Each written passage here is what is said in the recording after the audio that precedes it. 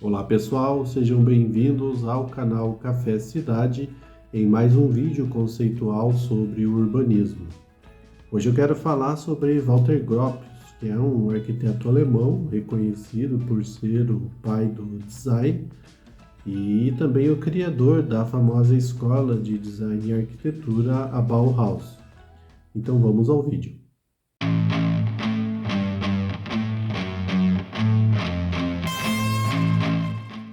Gropius nasce em 1883 em Berlim e, oriundo de uma família de arquitetos, segue os passos da família e vai estudar arquitetura em Munique e Berlim entre 1903 e 1907. Este processo de ensino inclui aí visitas por várias cidades da Europa e também ele envolve-se em projetos e também construção de edifícios na Alemanha. Inclusive assume a autoria de alguns edifícios e alguns projetos neste período. Após formado, ele ingressa em 1907 no escritório do arquiteto renomado alemão Peter Behrens, que é conhecido por ser aí um dos precursores do movimento da arquitetura moderna no mundo todo. Inclusive, neste escritório também trabalhou Le Corbusier e Mies van der Rohe mais tarde. Ele fica lá onde ele absorve aí muito dos conhecimentos, das técnicas e das ideias de Behrens, até que em 1910 ele se desliga e monta o seu próprio escritório. Como um dos primeiros projetos que ele assume neste novo escritório, é um projeto para a famosa fábrica Fagus, onde ele consegue imprimir muito de suas ideias que ele absorveu ali de Behrens e que desenvolveu já até esse momento de estudo e de profissão de arquitetura, que é a fachada envidraçada e livre da estrutura e a utilização de materiais modernos como o metal ou o aço, além de uma volumetria pura que aí o caracteriza por toda a sua obra ao longo de sua vida. Na Primeira Guerra, ele serve como oficial e, quando retorna, ingressa no que foi chamado Grupo de Novembro, que era uma reunião de artistas e profissionais alemães que tinham como principal ideia a união de dois pontos que até então eram muito distantes e divergentes, que era a arte e a indústria. Estas ideias tornam-se a base para a criação da conhecida escola Bauhaus, fundada por Gropius em 1919 em Weimar e depois é transferida em 1925 para Dessau, que nós veremos mais à frente. Já na década de 1930, Gropius vai para os Estados Unidos, onde começa a lecionar arquitetura na Universidade de Harvard. Devido àquele ambiente que ficou ali nebuloso na Alemanha, né, que a gente bem conhece, nos anos antes da eclosão da Segunda Guerra Mundial, onde o partido que estava no poder da Alemanha dissolve a Bauhaus, então Gropius parte para os Estados Unidos e a partir de 1977 começa a lecionar arquitetura. Mais tarde, ele assume também a direção da Faculdade de Arquitetura de Harvard, e também começa a atuar profissionalmente no projeto de arranha-céus nos Estados Unidos e alguns projetos que envolvem ali a criação de bairros mais direcionados ao urbanismo, inclusive o bairro de New Kensington, numa parceria com o seu aluno, que também ficou reconhecido não só pela arquitetura, mas pelo design, que é o Marcel Breuer. Depois de tantos projetos e de uma icônica participação para a criação do que vem a ser conhecido hoje como design ou desenho industrial, Gropius falece em 1969 em Boston, deixando aí um legado e sendo reconhecido por um dos primeiros arquitetos modernistas e também defensor de uma arquitetura funcionalista.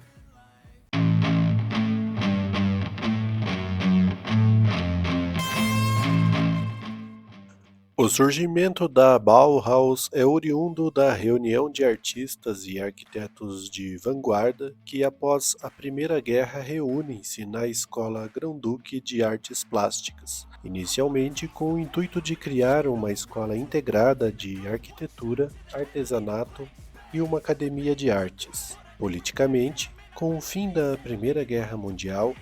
A Alemanha, derrotada no conflito, passa a ser governada pelo que ficou conhecido como a República de Weimar. Embora o espírito de liberdade e de um surto radical de experimentação de todas as artes estivesse espalhando-se pela Europa, inclusive na Alemanha, que vinha no carrossel cultural que teve como gatilho a Revolução Russa, Gropius não aderiu a tal radicalismo, defendendo que a Bauhaus era apolítica. A Bauhaus, cujo significado é a casa da construção, passou por 3 fases distintas, que conhecemos pelo nome das cidades que a sediaram: Weimar, Dessau e Berlim.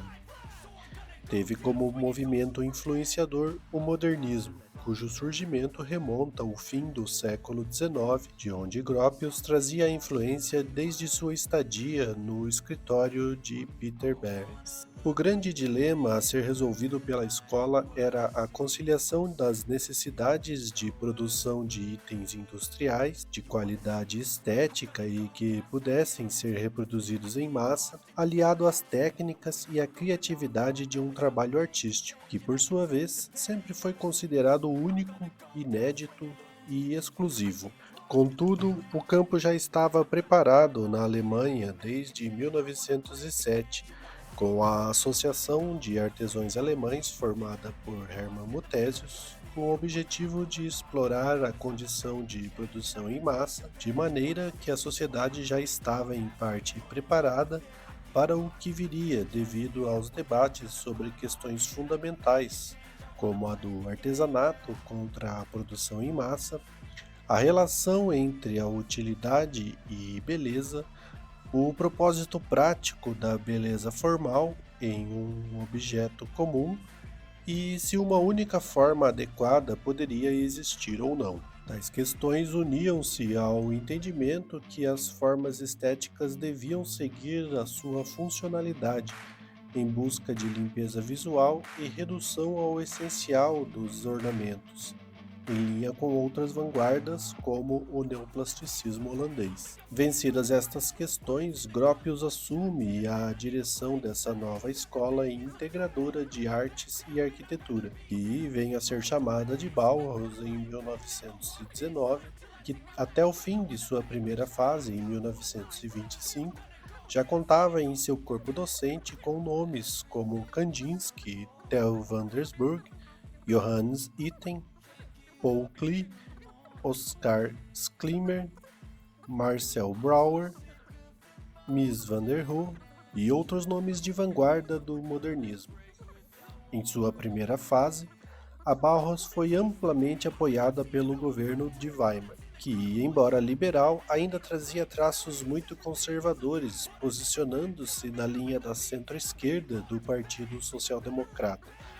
cuja ideologia do estado de bem-estar social viria a se alastrar pela Europa mais tarde, sobretudo no pós-Segunda Guerra. Contudo, as graves sanções impostas à Alemanha, derrotada na Primeira Guerra, deixaram a sociedade em ebulição,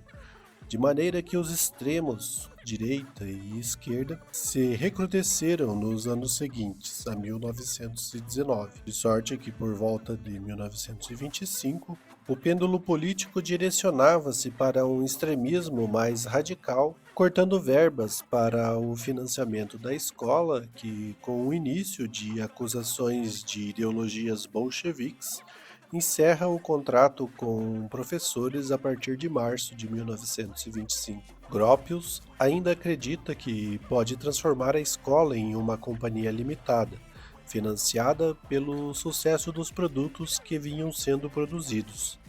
Mas fica evidente que a perseguição e o estrangulamento eram políticos e não financeiros, e que põe fim a essa fase em Weimar.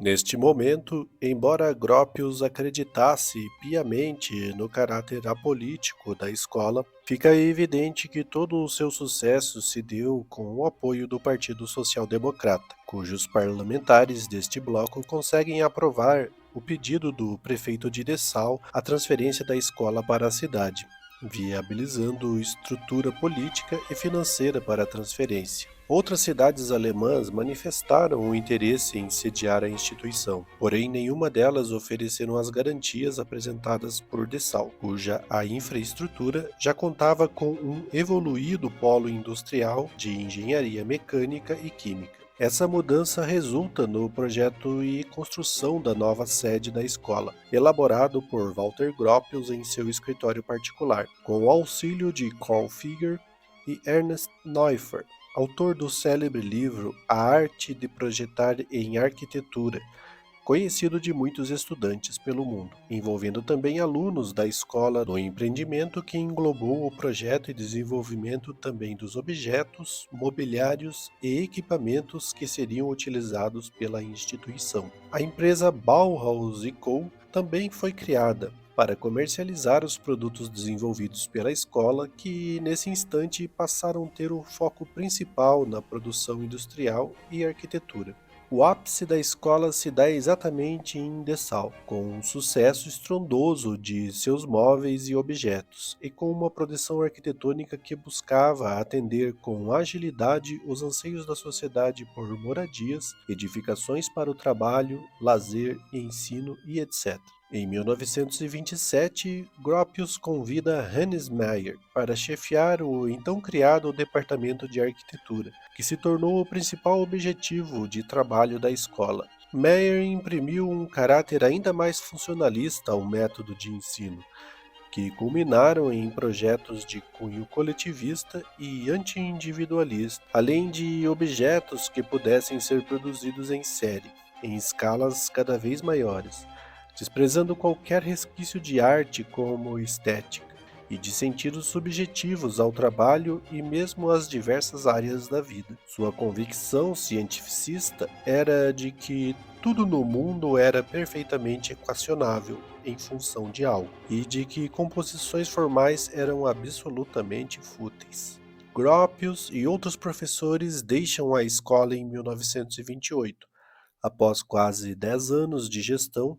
encerrando um ciclo virtuoso da escola, mas já exaustos pelos embates políticos e, principalmente, por essa corrente cientificista que emergia na sociedade naquela época, o que distanciava de seu ideal inicial, que era exatamente de unir a arte e a indústria, deixando a direção da instituição com Hannes Meyer. Com a nova direção, a escola, que inicialmente era apolítica, começa a ter um perfil totalmente político ligado aos movimentos de extrema esquerda alemã, capitaneadas na figura de Meyer, o que gera uma indisposição cada vez maior com o quadro docente da primeira fase e vai diluindo-o. Por sua vez, Meyer amplia o direcionamento de estudo para a arquitetura e estende para o urbanismo, pensando em soluções cada vez mais standard e ordenadas para moradias produzidas em série e propondo que a cidade também deveria ser objeto de racionalização e otimização, tal como os objetos e edifícios industriais. A radicalização e a polarização de influência comunista se espalha por professores e alunos,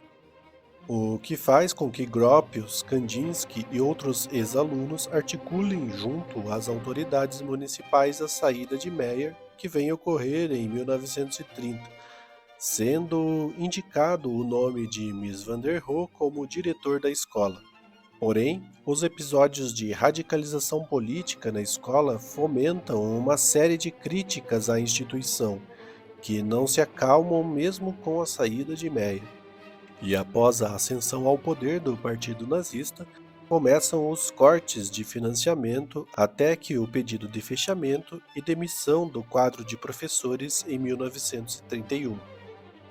Mies ainda tenta articular uma nova mudança para Berlim, o que precariamente consegue, e assim encerra-se a fase Dessau da escola.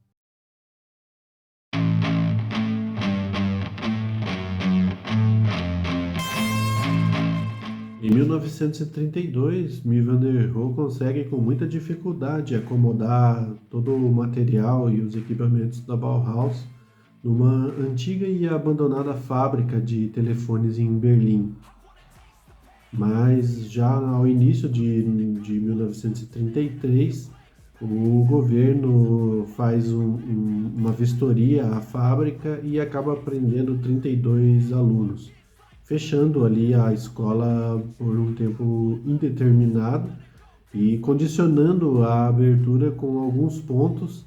que não foram concordados aí por Mies van der Rohe e pelo grupo de professores. Então, entrando ali num acordo com um grupo de professores, pelos meados do ano de 1933, o Mies dissolve a Bauhaus e fecha para que nunca mais ela venha a existir, deixando apenas o legado, que foi o grande legado do salto e da criação do que veio a ser conhecido como design, o design industrial, né? O desenho industrial.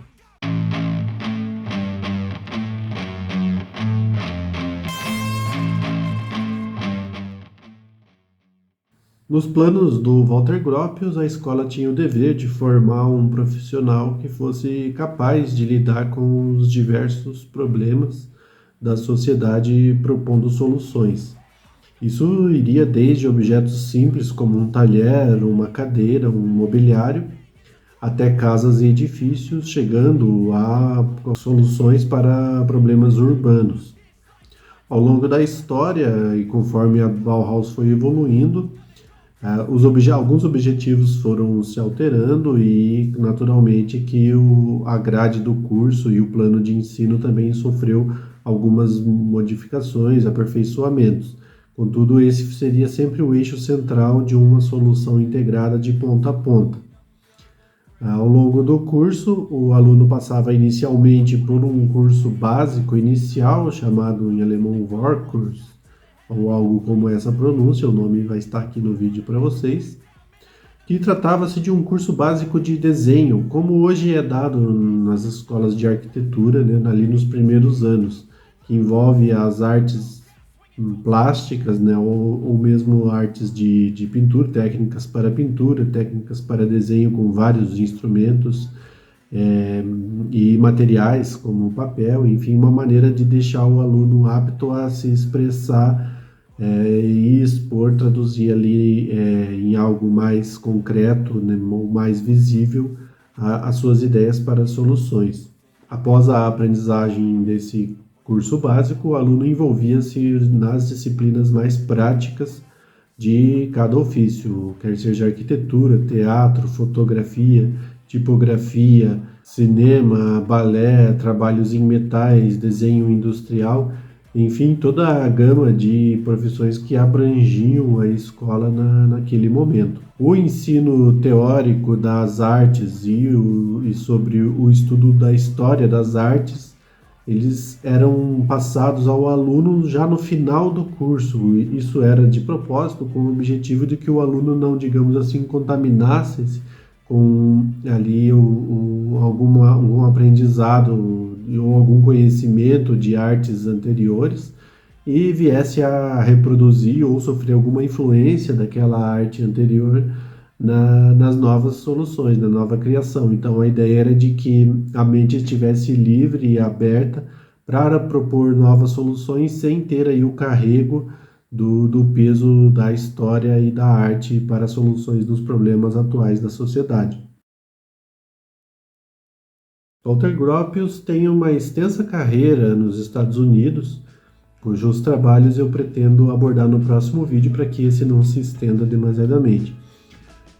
Contudo, a Bauhaus, nós observamos que ela, ainda que não fosse uma escola com um foco no urbanismo, a gente vê que o urbanismo faz parte daquele plano, aquela ideologia deles de projeto total,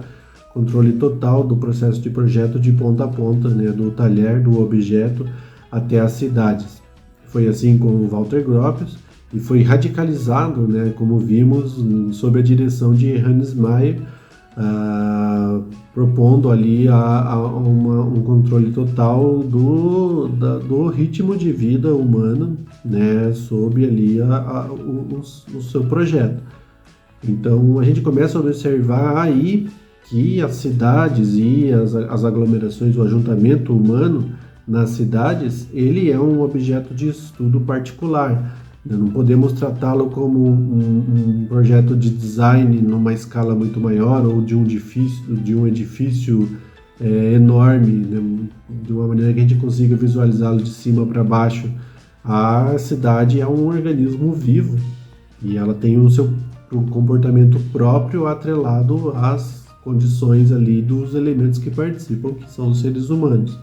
Então é algo que não se pode ditar o comportamento ou sequer, né, ter ali a presunção de estabelecer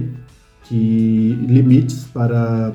a cidade. Natural que com o processo de projeto, de planejamento que a gente tem hoje, a gente determina diretrizes para a expansão, para o desenvolvimento urbano. Mas não que a gente coloque a cidade dentro de uma forma idealizada e finalizada para que ela cresça. Então a gente observa aí que quando se trata de planejamento urbano e de planejamento de cidades, tudo que não respeitar o que a humanidade deseja e queira evoluir a partir de laços históricos que cada um tem, culturais, enfim, acaba tornando-se algo ditatorial, né? Algo que alguém pensou ali único exclusivamente, ou um grupo, e vai querer impor a outras pessoas, né? Diferentemente de um edifício que você tem ali a concepção do arquiteto, que faz a concepção do seu projeto e a pessoa tem a liberdade de escolha de morar naquele produto ou não. Ainda assim, o arquiteto sempre é brifado por, né, necessidades de mercado ou as necessidades de um cliente para que ele faça ali o desenvolvimento do projeto. Diferentemente de uma cidade, ainda que hoje já é mais democrático, digamos assim, né? Todo plano diretor precisa da participação popular para que seja determinado ali diretrizes para o crescimento urbano, mas estabelecer um plano e dizer que o plano deve ser seguido daquela maneira, isso é algo autoritário, que foi o que a gente viu ali com os planos de Hans Meyer para o pensamento urbano. Ainda que Hans Meyer não tenha estabelecido planos globais, né, planos para uma cidade puramente projetada, determinada pelo arquiteto, pelo profissional técnico, ele começa a ensaiar esse discurso, né, nesses bairros que foram projetados para habitações populares, mas não foi algo pensado numa escala muito maior no tamanho de uma cidade. Contudo, a gente observa que se na Alemanha não ocorreu isso, né, no pensamento da segunda fase, de final da segunda fase da Bauhaus, as ideias já estavam lançadas de produção em massa do coletivismo, né, e isso vem a ser aproveitado por ditaduras, né, digamos assim, porque tinham essa necessidade de atender problemas oriundos da urbanização, da concentração de pessoas, e da produção de, principalmente, casas, moradias para essas pessoas. Então eles vêm a utilizar-se dessas técnicas desenvolvidas, né, e de todo esse pensamento desenvolvido pela Bauhaus para poder construir conjuntos habitacionais para acomodar essas pessoas e também conjuntos industriais, de educação, enfim. Então a gente observa que isso foi muito bem explorado por regimes aí mais ditatoriais. Também não quero deixar aqui dito que a cidade medieval era o paraíso na Terra, né? A gente observa que teve muitos problemas que vieram explodir com o aumento exorbitante que teve as cidades medievais ali logo após a Revolução Industrial. Mas num período antes da Revolução Industrial, o período em que a cidade medieval vinha se desenvolvendo e vinha criando as bases, né, ali principalmente as bases do capital, para uma cidade industrializada e para uma nação industrializada por consequência. Então, antes desse momento, nesse período em que a cidade caminhava para isso, a cidade ela crescia de uma maneira muito mais orgânica, né? Então, ela crescia em volta sempre de um centro de comércio. Eram feitas muralhas de edificação, assim como eu expliquei num dos primeiros vídeos, né? Então a cidade ela ia crescendo de uma maneira mais radial, por ter essa necessidade de sempre ter ali o controle do crescimento até mesmo para manter a segurança em guerras, né, em batalhas com outras cidades, outras civilizações, mas ela crescia de uma maneira orgânica, né, sem ser ditada, né, de uma maneira global, ou seja, as pessoas iam ali fazendo as suas trocas, e essa troca humana é o que fazia a cidade prosperar. Então, quer seja com troca de serviços, trocas de produções, né, ou tanto produção agrícola quanto produção manufaturada ali feita pelos artesãos, a cidade ela crescia dessa maneira, e com isso ela crescia com mais vida, que é justamente essa interação que havia entre as pessoas nas trocas, né? Óbvio que existia vários problemas, como eu falei, não era uma cidade isenta de fome, de miséria, de pestes, enfim, mas era uma cidade com mais vitalidade no sentido de que havia esse contato e essa troca. Então a vida humana ela não era ditada por um único grupo, uma única pessoa, de uma maneira mais pragmática, né, mais ali, dogmática até. Contudo, é uma cidade diferenciada de uma cidade que seja imposta, né, onde as pessoas têm o seu lugar certo para morar, o local para trabalho, e fique apenas neste vai e vem de casa a trabalho, sem ter ali uma certa liberdade de comunicação, troca, enfim, todo o seu tempo ele acaba sendo aplicado ali em algo, numa rotina que já é pensada, né, para que se mantenha aí uma certa ordem social. Então a gente observa que na cidade medieval aí, ela tem essa liberdade maior de trocas. Mas é isso, pessoal. Eu fico por aqui nesse vídeo, deixando aí neste finalzinho um pouco do meu ponto de vista sobre o planejamento e o pensamento das cidades. Com certeza não é um ponto de vista fechado e finalizado, porque o conhecimento, como eu falei já em alguns vídeos anteriores, ele vem sempre se construindo, e à medida em que a gente vai aprendendo, vai construindo e consolidando aí os nossos conhecimentos. Se você ainda não é inscrito no canal, eu peço para que se inscreva no canal, aproveite e dê um like no vídeo, ative o sininho também para receber notificações. Não perca os próximos vídeos. No próximo falarei aí das obras feitas por Walter Gropius nos Estados Unidos e algumas experiências que ele teve também com a realização de projetos para bairros. E a gente está nesse momento, né, onde eu tenho colocado alguns vídeos sobre pensadores urbanos, e já são pensadores agora mais do século XX, onde teremos Walter Gropius, Le Corbusier, principalmente, né, e alguns outros